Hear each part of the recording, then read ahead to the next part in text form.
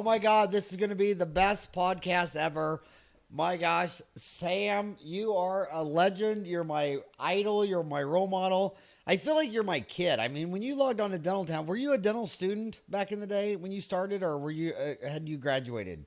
No. I had graduated. I believe I've been on Dentaltown almost since the beginning. I think I was member number 3,000 or 4,000 something, Howard. So I've known you for a long time, and I do feel like your son. It's we've known each other a long time, and I believe I am the only partner that you've ever had. You are the only part. Yes. My dad always told me, love many, trust few, paddle your own canoe. When two dentists say they want to become a partnership, 10 years later, half of all marriages fail. And that's when you're having great sex and children and holidays. And now you want to marry a male dentist. And for the viewers out there, what happened to me and Samir and T-Bone was that T-Bone, yeah. I had four kids. I had a full-time practice. I was lecturing every Friday. I had Dentaltown, a magazine. And people kept saying, we should have an annual meeting. And I thought, if I have one more project, I'm not going to make it. And I just felt a kindred spirit with you. And you and T-Bone approached me and said, can we do the townie meeting?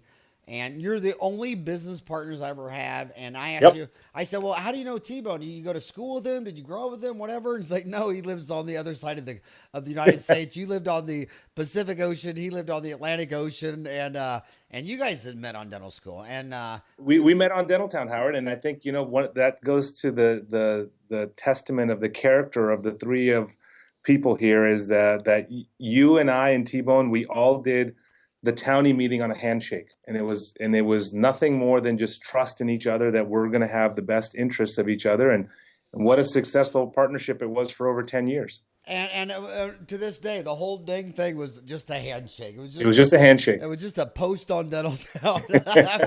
That was amazing. So you're, everybody knows you. I mean, my God, you got 22,000 posts on Dentaltown. If you just mention CAD Cam, they immediately say Samir, and you're the top dog in the entire CAD Cam space. I mean, there's no there. You probably took the second through number 2 through 100 key opinion leaders in CAD Cam CEREC, all combined, they wouldn't equal you. You're a Well, legend in that. I mean, you are. And well, you're being very kind, and I appreciate no, that. no. It's been a fun ride in CAD Cam and Cerec, Howard. I got to tell you, I mean, this started. I got the machine in late 2003 and have been a user ever since. And it's obviously changed my practice. We used it every single day, and it just one thing led to another. And I certainly didn't imagine myself being a guru or anything. I have always, from the beginning, have always had a passion of sharing information and learning as much as I can, and that's what we've done. And yeah, we've had a very successful growth in CAD CAM for my little group here in CerecDoctors.com, and it's been a lot of fun to see CAD CAM become mainstream. Whereas back when we started, back when I started using it, it was more like you had to be on the fringe to kind of develop to adopt the technology. And today it's Well, just another tool that you can use. but one lucky thing that came your way. I mean, if there, all successful people when they get older admit there's a little luck in their way, and I think one of the lucky things for you was that when I'm 52 and you're 10 years younger. How old are you? I'm 43. You're 43, and when my introduction to CEREC was CEREC 1. And a lot of Yes. it, and that's looking back, I would say a lot of us older guys that you were fighting with 10 years ago, we got into it when it was bleeding edge technology, not Yes. leading edge technology. And I got the CEREC 1, and I mean, I fought with that thing like an alligator. And, and then years later, I was convinced to get the CEREC 2. And that was just it was just a bigger alligator. I mean, but when would you say CEREC went from bleeding edge to leading edge? When did it go from experimental technology that's very frustrating and not really worth it to when it was a must-have technology?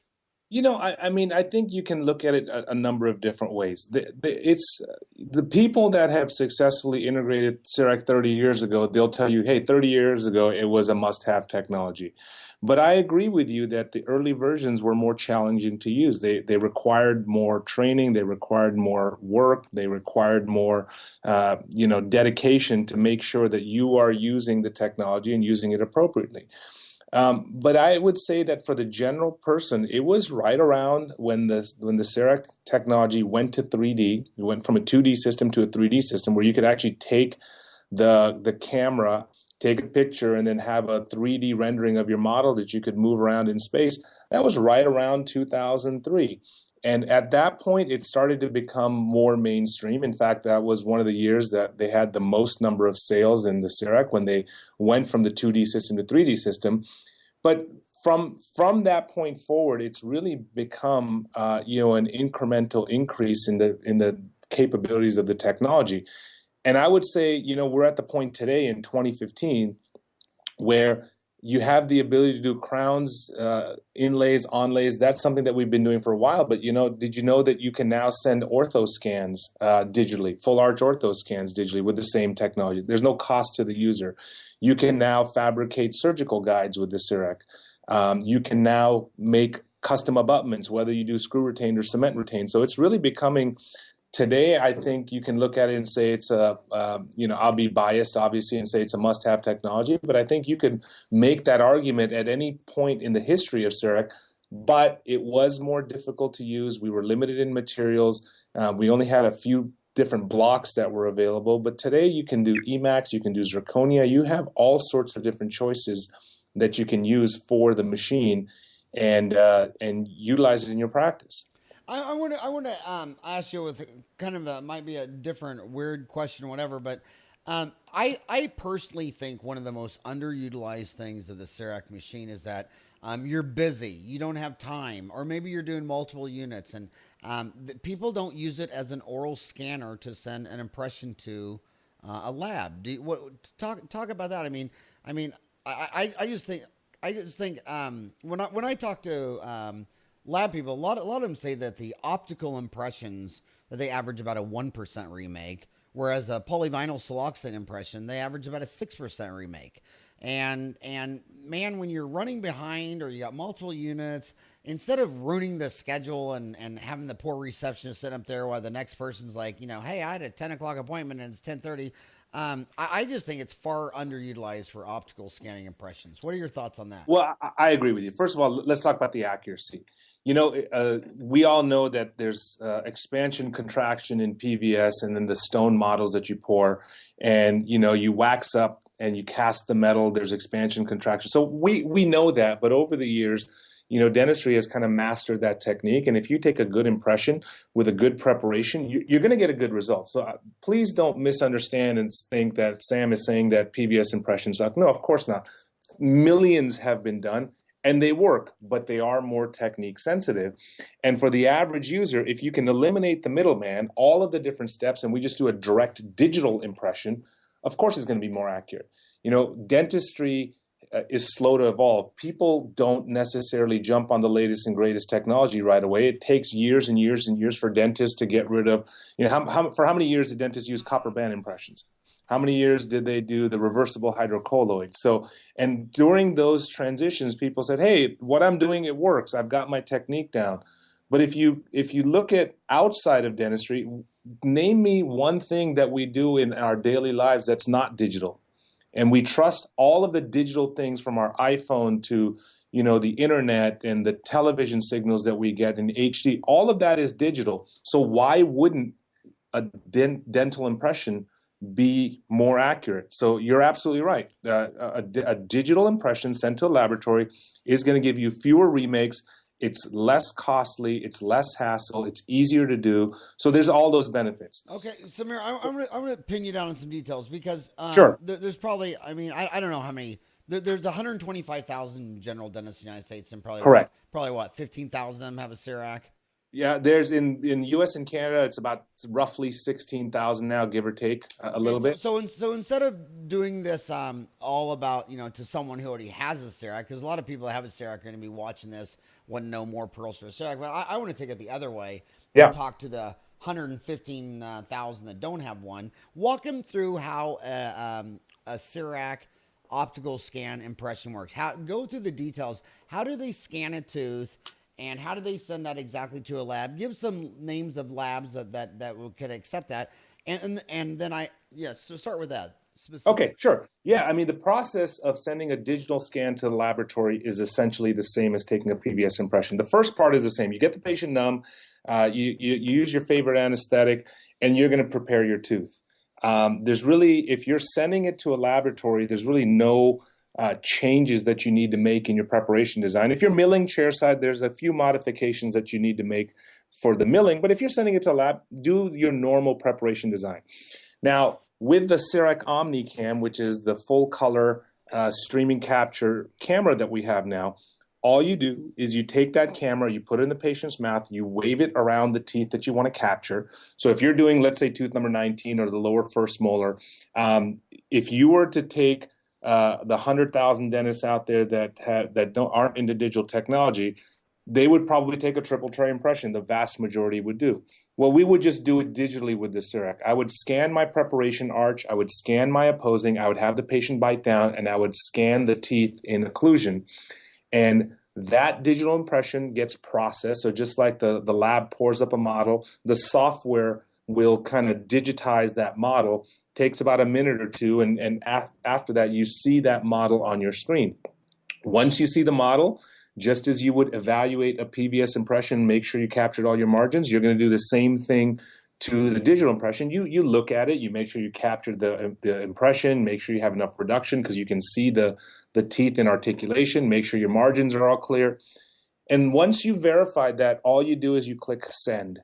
You're going to send that to a laboratory, and you asked which labs have the ability to receive that technology. Literally, the vast majority of labs. I don't know the numbers off the top of my head, but if there's 10,000 labs in the U.S., most of them being mom and pop shops, and you say 2,000 labs that are larger operations, virtually every single one of those 2,000 larger labs has the ability to receive that digital scan. So they'll receive the scan, they can design your restoration, and then send it back to you. For example, let's just take a well-known lab like Glidewell. Glidewell receives a lot of Cerec impressions, and in fact, most of the laboratories will discount the case to the doctor if they receive that digital impression, because they don't have to pay for shipping one way, they don't have to pour up a model necessarily. They can design the restoration model free, and then they send it back to the doctor. So name a big lab. Chances are they can. Doesn't Glidewell give a discount because doesn't it save them steps? That's what I'm saying. They do give a discount. They don't have to pay for discount. Howard, I don't know off the top of my head, but I want to say if you're paying $110 for a regular crown, you're probably going to be saving $15 or so, because they don't have to pour up a model. They don't have to pay for shipping one way. So it's about, $15-20 on a let's say a Bruxzir crown or a Emax crown from Glidewell. I mill most of my stuff chairside, so I don't send it out, but you're going to save $10-20 per case by sending it digitally. And are very and I don't know how much of this is true, but for our viewers out there around the world, Sam and I live in the same city of Phoenix, Arizona, and I swear I know I don't have data on this, but when you're UPSing polyvinyl siloxane in the back of a UPS truck and it's 122 degrees in Phoenix, yeah, God only knows how hot it is inside that truck. I bet it's 140 right inside that truck. And then so I think there's a lot of heat and cold distortion of some of these impressions. Another thing is the time factor. I mean, when your UPS man picks up a lab and sends it, across the country versus the internet, they're getting it at the speed of light. So it reduces your turnaround time, reduces your costs. But can I tell you what the greatest thing that Cerec was for me, and you had a big part of that? It was, when you get out of school, you're young and you think you don't need magnification. And I still, whenever I walk into a dental office and they're under 35, they're almost never wearing magnification. And then they look at guys like me that are 52 wearing these big 4.5x loops. It's just because we're old and senile and our eyes don't work. But magnification is everything.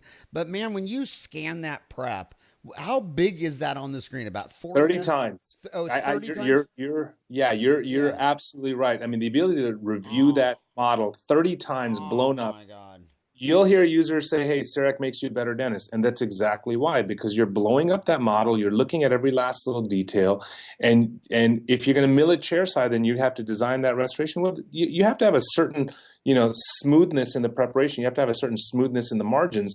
Otherwise, the burrs that mill out that restoration, they're not going to give a good job. So you're absolutely right that the ability to get instant feedback, the ability to look at your preparations blown up, you're providing a better service for the patient because you're giving your laboratory, or if you're milling it yourself, a better impression, and you will just get a better end result. And who doesn't want to take better care of their patients? And that's exactly what I'm trying to say is that if you listen to 100 conversations about CEREC, in my opinion, 80% of them are on the least important. And that's making and milling and staining and glazing and doing all this stuff like Yeah. that. When I think of a CEREC, I'm thinking of, man, you're a much better dentist because you got to see your prep 30 times larger.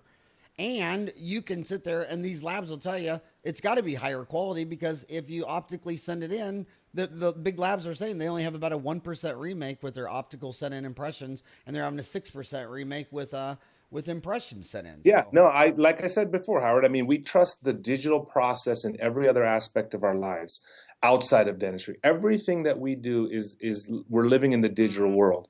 But for some reason, when it comes to dentistry, dentists will say, well, that PVS impression works. How can this digital stuff work? It makes no sense to me. And trying to convince people that this is a better way to go, I used to, like you said, I used to get in lots of discussions over the years on Dentaltown over, CAD CAM and CEREC and this and that. I'm at the point now where I just say, guys, just try it for yourself. Just see how it works. And if it's not better, then move on, try something else. Don't waste your time on it. But the vast majority of people that will actually give it a good try, that will trust the process and go into looking at this technology with an open mind, will say, you know what? It's no longer the technology that it was 20 years ago where we had to look at a 2D screen and draw these dots and extrapolate. Whatever you see in the mouth is blown up 30 times on your screen, and you have the ability to fabricate a crown as good as what you get from a laboratory. okay, tell me what you think. If my thoughts on this are right or wrong, but my thoughts on the drawing the dots and milling and all that kind of stuff like that is, back in the day when I was basically, I'm an Impergum user, and Yes. that's a 3MSB Impergum in the pincher mixer, whatever the heck. When I sent that to the lab, I didn't do any of the lab work. I didn't pour up the models and trim my dies and wax and all that stuff like that. And Samir, truthfully, when I got my CEREC machine, I did it the same way. I mean, when I got done prepping the tooth, the lab man used to do it all. So I have 4 assistants, them all.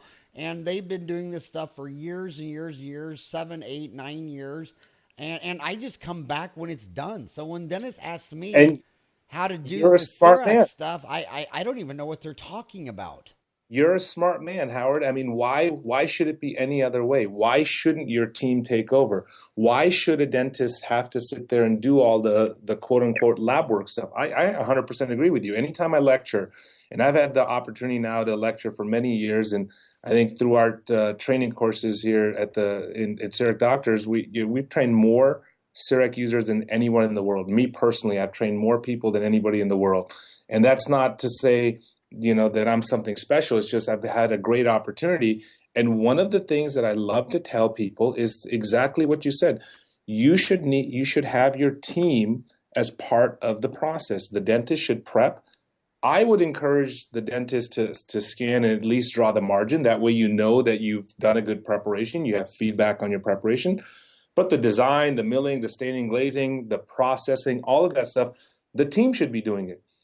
You take an impression and you trust your laboratory to give you a good crown. This is the same thing. You come back after scanning, let somebody else do all of the other stuff, the quote unquote lab work, and then you come back and cement the restoration. There's no difference in doing it with CEREC chairside versus sending it to a laboratory. Somebody else is going to make the crown. You're going to get a good quality restoration that you're going to cement in there. And to kind of go back to your question earlier of, why people aren't doing more digital impressions and doing it chairside. I think one of the reasons for CEREC users is, at least, is that you get into a workflow and you take that impression and you go ahead and prep the tooth, and the process of actually fabricating the crown is really not difficult. It's easily delegated. So if it's going to take me, for example, I've got materials that I have access to that I can mill out a crown in about 7 minutes, take about 2 to 3 minutes to polish. So within 10 minutes, we're ready to cement that restoration. So if it's going to take me 10 minutes to get the crown ready to cement, it's probably going to take longer to make a provisional, put the temporary on, send it off, and then schedule the patient to come back. Why not just finish it that right then and there? That's why I think you don't see as many of the CEREC users really utilizing the laboratories as much, because it's so easy to do it chairside. But that is a huge underutilized aspect that other doctors can say, you know what, just to get my feet wet, why don't I just get a scanner and start scanning, and then later on learn the design process and get my team involved into that. And So Samir, you went to USC, fight on. We're going to have a great football team next year. but you went to USC. Remember how hardcore they were on multiple units? They wanted you to make a custom tray, Yes. all this stuff like that. And so, would you? But so for multiple units, I mean, if you prep someone, I know some townies like Armin. Prepped all 14 and all that kind of stuff like that, and did CEREC and Can. But for the average guy, if you were going to prep an arch, you wouldn't mill out 14 crowns on an arch, would you? And if you were going to optically scan, wouldn't that be so much better than a custom tray for multiple units? Yeah, well, let's talk about multiple units, and let's just go right into the full upper arch. Just because you have a CEREC doesn't mean you can ignore the rules of dentistry. You still have to find the proper occlusion for the patient. You have to determine the size and the shape of the teeth. You have to determine whether you're going to open up the vertical or not, and not to get into an occlusion war. If you're a CR guy, you're going to have to make sure that the bite is stable with the condyle seated. If you're not a CR guy, you're going to figure out your own way to get a comfortable bite. So all that doesn't change whether you're using the laboratory or not. But let's take an example of a full arch with a CEREC, Howard. So if I've got a patient, I'm going to open up the vertical 6, 8, 10 millimeters, whatever the case might be, because the teeth are worn down to nothing. I would still go through all of my steps of fabricating some sort of provisionals. I would test them out on the patient. I would make the patient wear it. And then whether you do it in a single arch or a single appointment, or whether you do it in multiple appointments, we have a technique in CEREC called biocopy, which means copy the patient's existing dentition. Now, normally you use that if there's a crown under a partial that has decay, or if I've got a regular crown that everything is good except the margins are off and we need to replace that, we're going to recreate the occlusion, we use biocopy. So why couldn't you use biocopy on all 14 teeth? And maybe you don't have to prep them all, but appointment number one is, hey, I'm going to do 3 or 4 teeth today, biocopy them, put the finals on, send the patient home. Next week we'll do the other side, and then we'll do the front part. An experienced user can do that all in a single visit. A newer user could break that appointment up into a couple of visits. So I don't necessarily agree with you that you can't use it for the larger cases. You can, but you just have to know how to sequence the case properly and how to kind of time it out properly so that it becomes just another way to fabricate your restoration. We have one of the techniques that we have that we talk about in our workshops is how to make bridges. So why couldn't I make a splinted onlay bridge to open up the vertical, put that on the patient's occlusion, and then use that as a guide to fabricate the final restorations down the road by, again, using biocopy, getting a new vertical bite. So I don't want you to think of the CEREC machine as just a single tooth system. Whether it's multiple teeth, whether it's full arches, whether it's a full mouth, you can absolutely use the technology. But obviously, just as if you're placing a single implant or a full arch of implants, you need to have a little bit more education and experience. Same thing with the CEREC. You just need to know that machine a bit deeper so that you can utilize it for more than just a single tooth. Okay, Sam, you taught a gazillion people here up the street from me at the Scottsdale Center. And it was good to have you here, by the way, just, what was it, a couple weeks ago or so when you stopped by. Yeah, and by the way, for the viewers out there who don't know Samir, my 4 assistants think he's the tallest, most handsome, most beautiful, gorgeous man. When I set my assistant up to you, when Janice comes back to you, I said, well, How was the course? He goes, oh my God, Samir, he's so gorgeous. He's so nice. He's so awesome. I just love Samir. So I love your team. when the assistants come back, all they talk about is how good looking and gorgeous you are. And I always wonder, well, did you learn anything about CAD CAM or CEREC? But what percent of the dentists do bring their team? And you're 10, 15 years of doing this versus like me, who the assistant's mandatory. Yeah, no, I would say so. We have different levels of workshops where we start with our level 2 workshop, which is more of the foundation Go course. through your whole program with that. So, the first level of training is that we've put on with, we have a lot of users out there that say, you know what, I don't know, I've seen the machine. It kind of, I saw Howard 20 years ago and he kind of had it. It wasn't successful. So I don't know if I want to get it. So we put on a program, Howard, called CEREC Accept, and we work with Patterson and Cerone on this. And I'm the one that kind of organized the kind of the workflow. And all it is a 2-day hands-on program utilizing the CEREC machine. And it's meant for someone who's never used the machine before. So we actually, on the first day, we have them design restorations. They mill it out. And so they can see that whether the technology is going to work for them or not. So once that is done, our core series is we have a level 2 workshop where we talk about inlays, onlays, crowns, bridges, and really go through the foundation of preparation design, bonding, and the different materials that are available for CEREC. So for that program, I would say quite a few of the doctors bring their team members. We do courses at least once a month, if not twice a month, and normally I would say 2/3 of the doctors are bringing their team members. Then for the more advanced workshops, we have a level 3 workshop where we spend a day and a half on how to make abutments and screw retained and cement retained implant crowns. Fewer people bring their team for that because that's more technical. And then we have our level 4 workshop where, hey, I want to do 8, 10 teeth with the CEREC machine. How do I do it? We have, I would say, about 25 to 30% of the people bring their team to that. So depending on the course, depending on what's going to be taught, we do have quite a few doctors that bring their team. And I think that's the best way to do it because I'm in your camp. If your team is not involved, they're just glorified spit suckers. And I would love for all team members to be able to do, onlays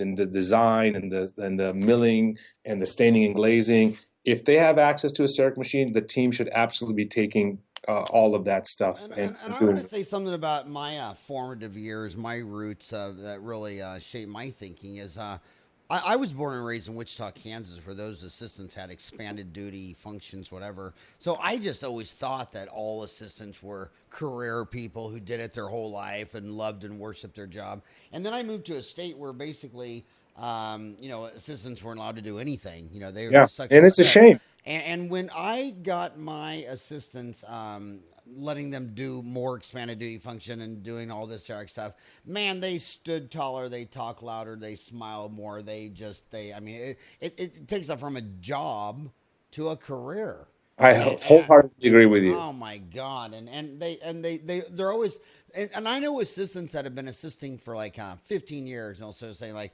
oh yeah, I've been doing CEREC for 5 years. They don't even mention the fact that they were an assistant for a decade before that.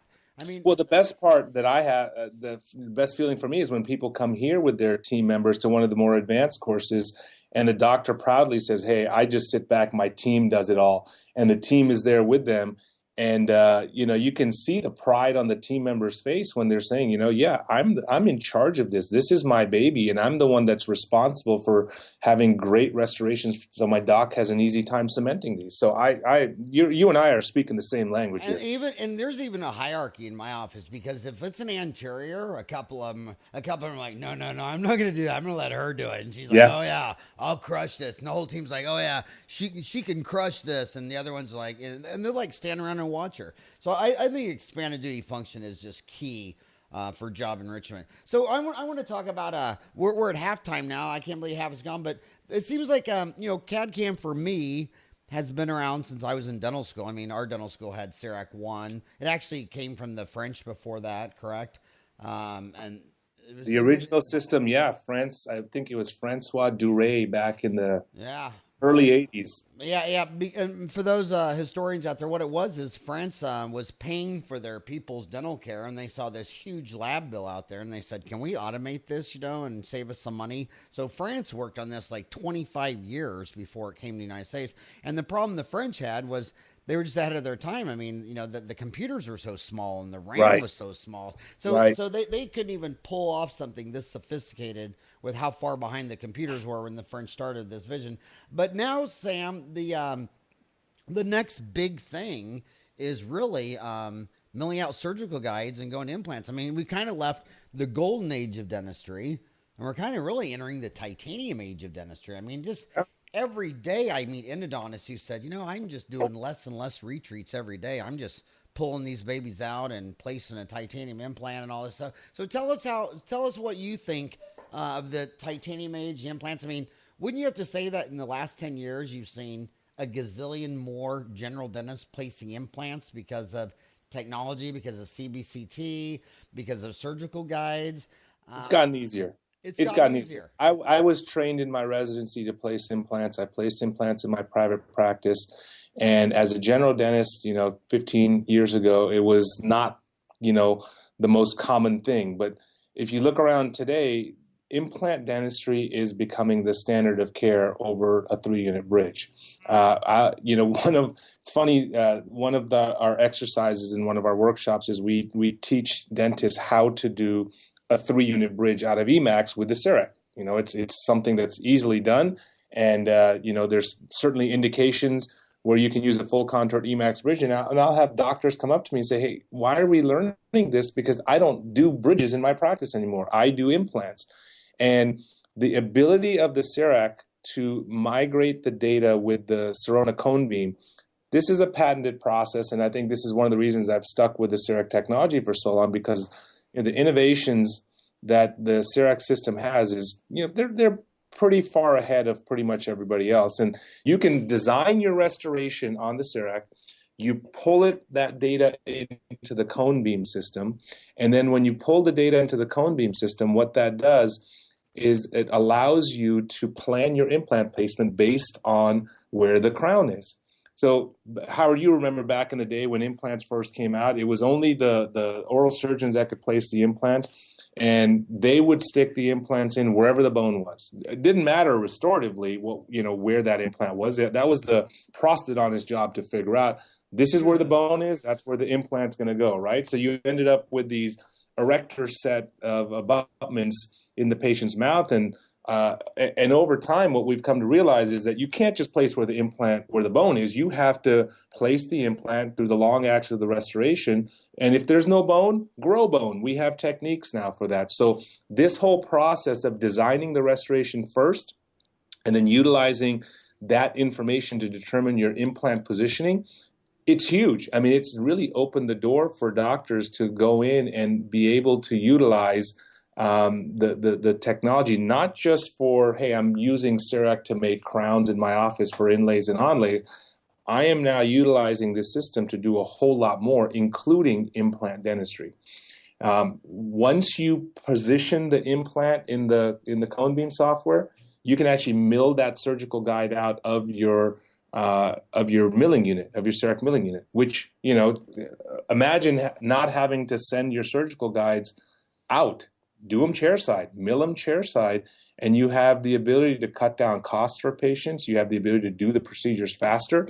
And obviously the accuracy of using a guide over just freehanding the implants. We've all seen implants that go in the wrong way and, close to the nerve, they're perforated. By utilizing this technology, we can now position the implants in a more ideal position.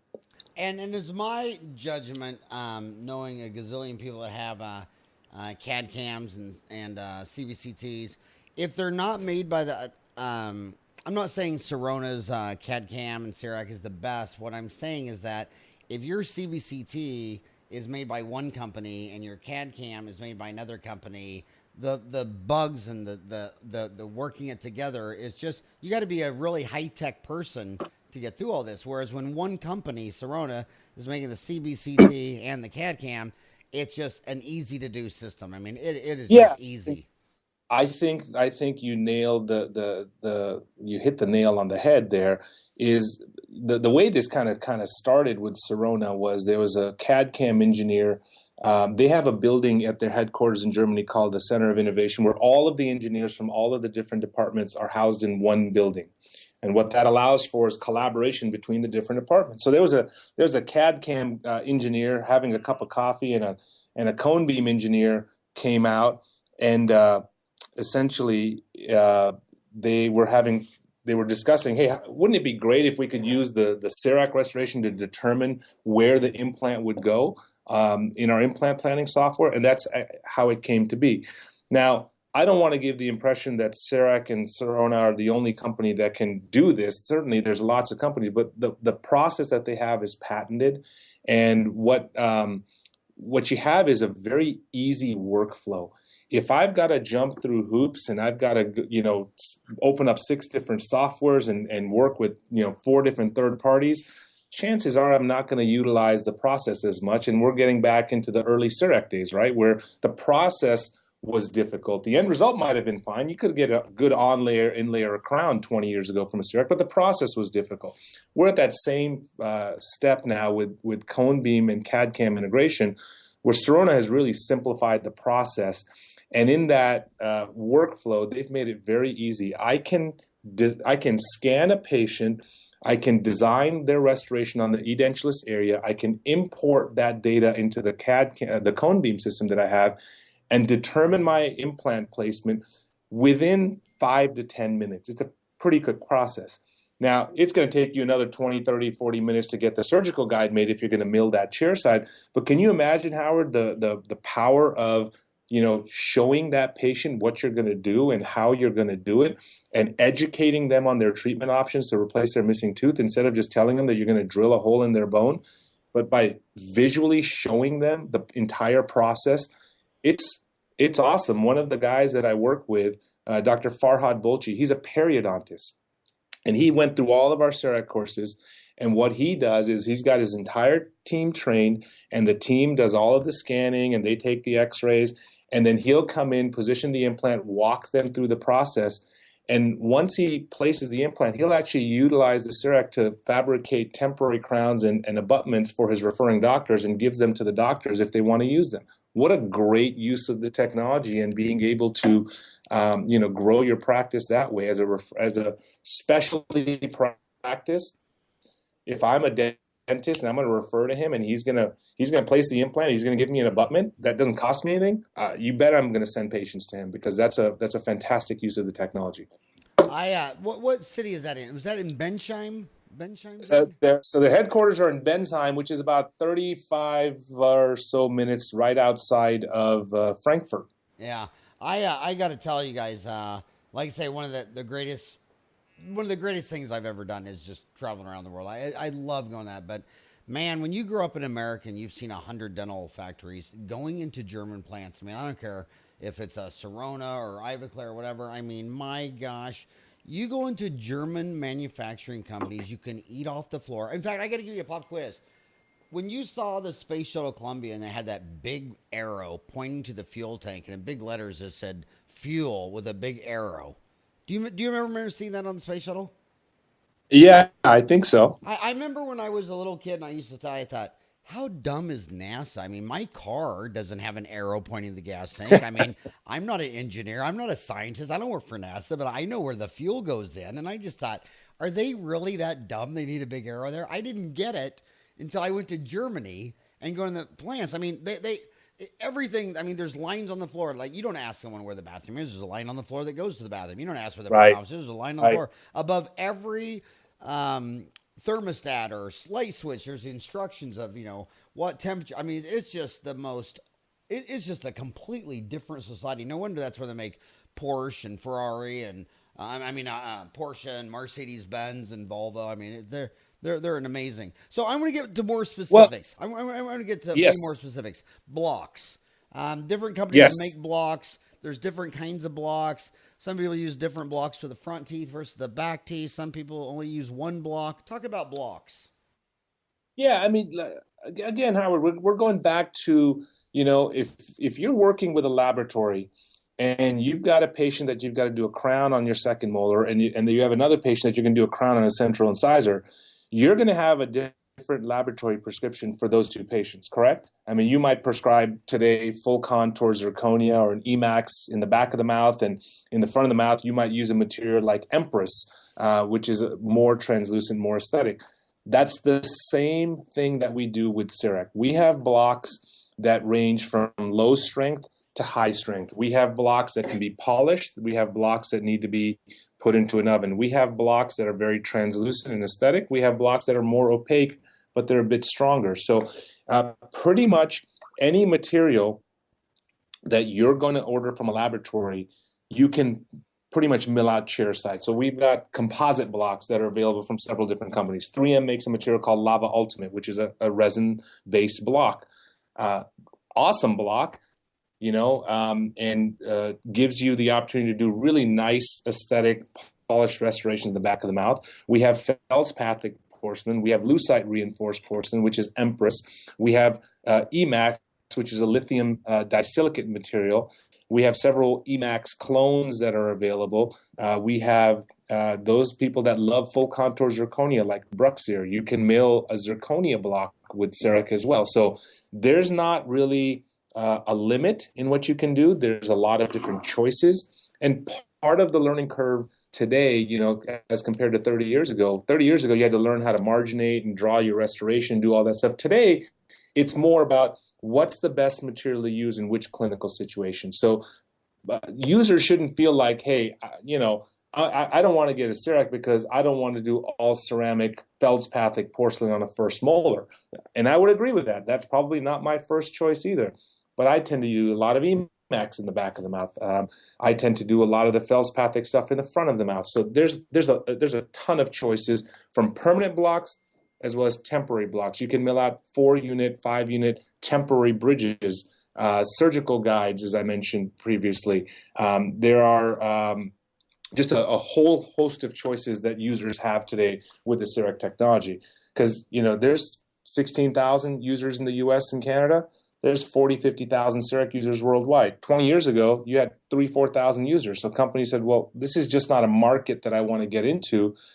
Why am I going to develop blocks and put all this R&D towards a block for 3,000 customers? Doesn't make sense.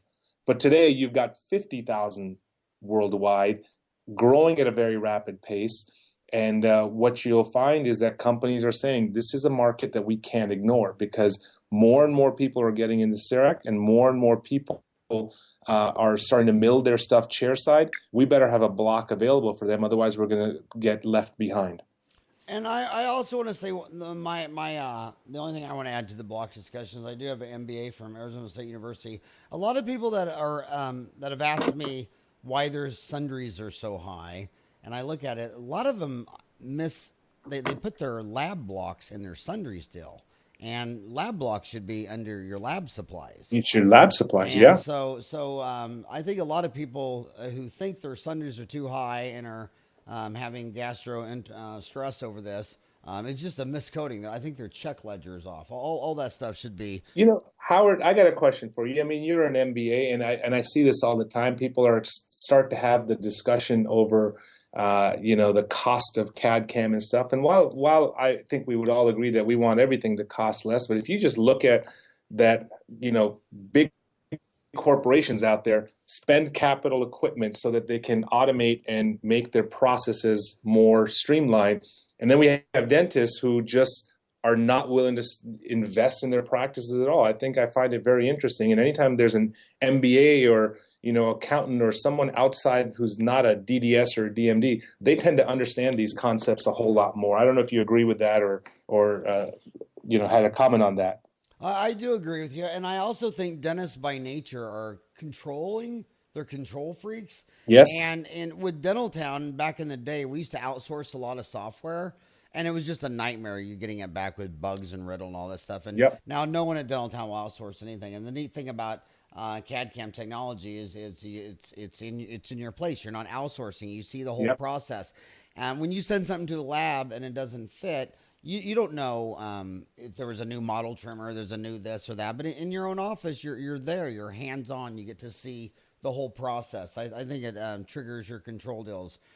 We absolutely love it. But I know if I took it away, from my office today, I know who would cry the most and be the four assistants. It's just a Yeah. big part of their world. And I also think it's really, really cool. We 100% of the time, we have the patient go into the milling room and then sit in a chair there and watch their crown being made, and the enthusiasm of that, and the bonding and Oh, it's the huge staining and marketing. Huge glazing. marketing. Yeah, it's just huge marketing. And again, and I got to say something about the most successful dentist.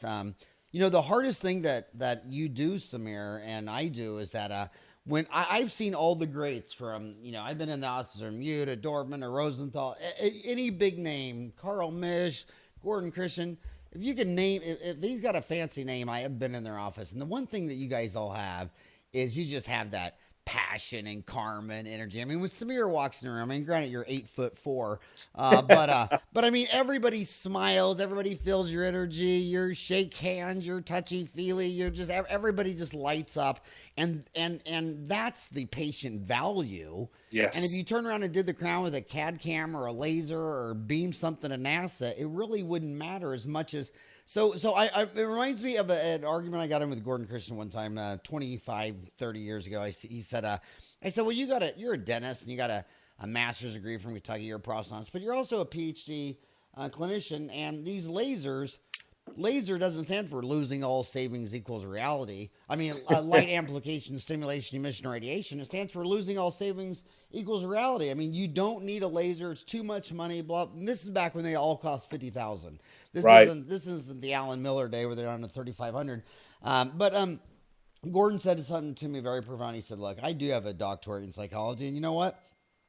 If this dentist buys a toy and it makes him happy and excited and he runs 20 red lights getting to work, it's priceless." I mean, Yes. these guys burn out. They hate their job. They're eating Vicodin and vodka. And if you're playing in the sandbox and you throw, like my four boys, when they were in the sandbox, there's nothing in there, they'd get out. But if you threw in a couple Tonka trucks and some pails and shovels, Well, this is what gets so frustrating for me to read some of the discussions on the ROI of CEREC online, where people are analyzing every last little minutia and they don't realize that, oh my God, this is so much fun. I just spent, $30,000 taking my family on vacation for, over the last 2 years. But I'm not going to spend any money in my office where I spend the majority of my time. I'm going to be a miserable wretch with no fun, no toys, no nothing. Sometimes ROI goes beyond just the regular numbers. You have to have fun with it. And you're absolutely right. If it makes my day more, puts a light in my eyes going to the office in the day, why wouldn't I get something? I don't care if it's a CEREC or if it's a new chair or renovating the office, whatever it is. Have fun in what you do. Good God, we spend so much time in our offices. Enjoy it. Make it a fun place to be instead of just being constantly worried about every little penny that you're spending, and every little ROI discussion drives me crazy when I hear stuff yeah, like that. the craziest thing starts with day one, like when they design their office. They try to get the smallest space Yeah. and fit the most operatory. So it's like they're going to live in a Cracker Jacks box for a third of their life. And it's like, and then you're going to go home to a 4,000 square foot home, but Yeah. they're going to practice in a 1,000 square foot home without a break room, and the op's only 9 feet wide. And you're going to have to turn sideways every single time the rest of your life just to get into the room. And if mom comes in, there's not even a place for her to sit. And at the end of the day, I think the most exciting thing you do is drive to work with a staff that you all love and you all have fun and you all really just want to see each other. That's Oh, the most 100% agree. primary.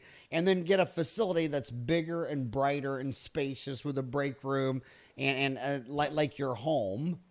And then go in there and add toys and whatever toys it is until you're having fun. Because I'll tell you this, when the dentist has your personality and they're having fun and they're playing with people they like, the numbers all take care of themselves every Yeah, single I, time. I totally agree with you. I mean, I moved to Scottsdale 4 years ago, and you were at our center at the Spear Education Center a couple of weeks ago, whatever it was, and we've expanded so much. And what I'm so impressed by my team here, our leadership and our CEO and everything, is that every time we were planning something, we just added 15,000 square feet a few months back. We just added a new lab. Everything is done, you know, top notch. There's not, of course, you're budget conscious in everything that you do, but boy, let's make it right, and let's make it a place where we want doctors to come, we want our employees to come and have a great time. We have a massive break room. I don't know if you remember that, Howard, but we have a massive break room where all the people work. There's nobody has a private office. Everybody's out in the open, and that massive break room. Anybody from our team, 115 employees here now, can go in, drink some coffee, have a quick meeting, relax, lounge. It's a fun place to work, and that's how the dental office should be. You should absolutely, make it a place where you and your team want to come every single day, because you're going to spend many, many years over there.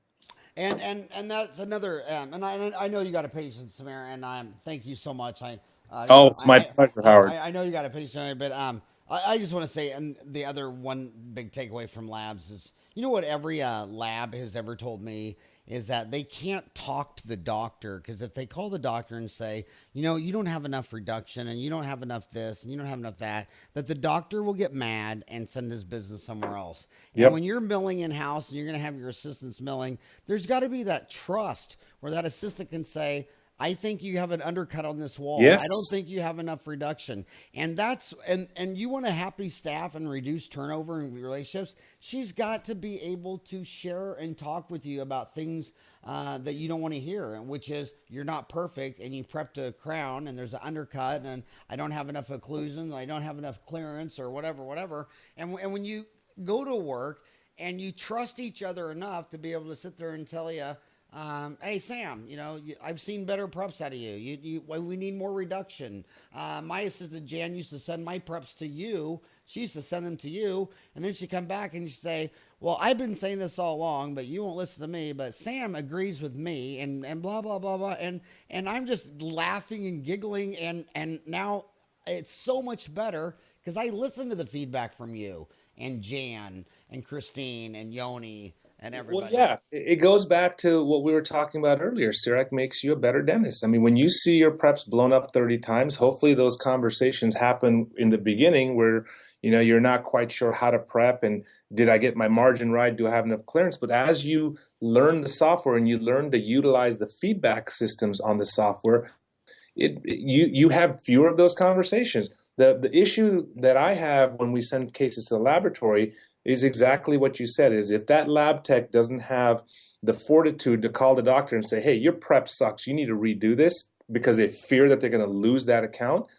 If that lab tech does that, then that's fantastic, but most often it doesn't happen. So you send a case back and it might have the worst margins, it might have the worst reduction, it might have uneven stuff, and the lab is going to do their darndest and they're going to do their best to try to please you, and the case comes back and it doesn't go well. Well, who are you going to blame? The dentist doesn't blame themselves, they blame the laboratory, and that's not right. When you have feedback and instant feedback from the CAD CAM system, there's only one person that you can blame if things don't go right. You have to give it good information and you will get good restorations out of it. And I'm gonna end on this note. I know a lot of people in labs, and they say, just rule of thumb, you can't ever tell a dentist anything is wrong. You just can't. Yeah. You'll lose the account, and it may be a $5,000 a month account that Yeah. has been going on for 10 years and will go on for another 10 years. And I always thought of guys like you, in Dentaltown, only 1 out of 100 people will post their work, because 99 out of 100 are going to shoot arrows or throw rocks at it. And I used to say back to you back in the day that, when Samir walked, his balls dragged on the sidewalk because you have so much self-esteem. If someone said something and you agreed, you're like, yeah, you're right. That root canal could have been a little longer. That implant could have been a little lighter or whatever. And 99% are so afraid of feedback, the lab won't talk to them and they won't post the case on Dentaltown. And I'm so proud of those dental students, just the few that post their first root canal or their first crown prep or whatever. And of course, there's always some loser that's going to go on there and go, wow, I can obviously tell it's your first, there's always a loser in every room. But to have the guts and the balls and the fortitude to put your work up for 193,000 townies, and then on your own personal level, your own lab man's afraid to talk to you. That's sad. I agree with you. So grow up. So today I hope you listen to Samir, and I hope that the biggest takeaway from Samir is that you go to your assistants and say, I want to hear the feedback. I'm not afraid of the lab. If the lab man calls you and says I don't have enough reduction, tell me. I'm bulletproof. I'm gonna grow a set as large as Samir's. Can we call this podcast that? Learn how to grow a set as large as Samir's. Grow a set and get feedback. Yeah, I think that'll work just fine. Okay. Hey, thank you, Samir, for no, I mean, come on. I mean, dude, you got 22,000 posts now. I own the site. I don't have that many posts. You have more posts on Dentaltown than I think everybody. I've spent a lot of time posting a lot of cases, answering a lot of questions, and I thank you for creating such a great community, Howard. It's been, I mean, you're one of my idols and mentors over the years, and it's just been so awesome to have known you, and what a great partnership we've had. And the best part, on a handshake. It was. People don't believe that. People don't believe it. It was love, trust, and respect. And for those of you want to know how I mentored Samir, Samir said every time he looked at me, he just quit snacking. He said he just, every time he gets the urge to snack, he looks at a picture of me and he walks away from his Twinkie. Hey, I can't make fun of you on that because you finished 2 Ironman and I haven't. I crashed my bike training for it last year and I've had 2 shoulder surgeries. And I've just, in the last week, I was off training for 6 months. Last week I started working out again because I couldn't even lift my arm. So kudos to you for finishing 2 Ironman. And those of you that don't know what an Ironman is, it's a long 140.3 miles in one day of running, biking, and swimming. And Howard's done it twice. So congrats to you, Howard. This Saturday is the Phoenix Marathon. And then for me, the month after is my first 50K, which is 31.5 miles. But, wow. With a 9-hour cutoff. But hey, seriously, thank you again, Samir, for all that you do for dentistry, for Dentaltown.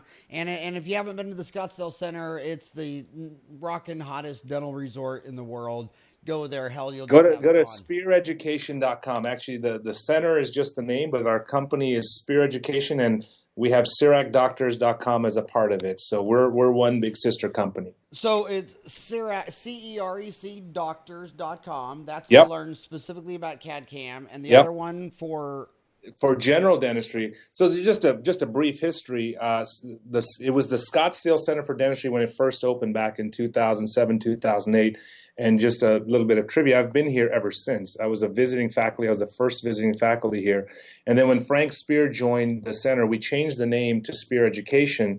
And CERECDoctors.com is a sister company. So there's 2 companies here, but we're all one company, but we share the resources and it's all one CEO and all that wonderful stuff. But the center is the Spear Education and CERECDoctors.com. So you can go to either one of those websites. The only reason they named it after Frank Spear is because the Samir Puri Center was already taken. It was hard to pronounce and it just wasn't going to work. Because the Puri Center for Dentistry just...